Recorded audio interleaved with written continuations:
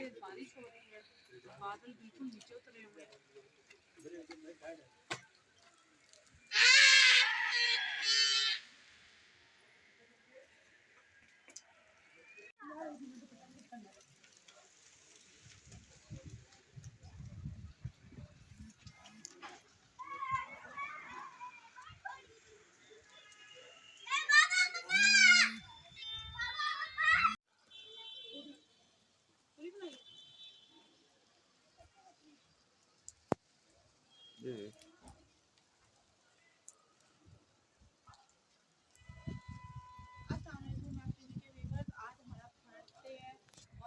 बहुत तेज बारिश हो रही है और बादल जो है वो हमारे इर्द गिर्द मंडरा रहे हैं।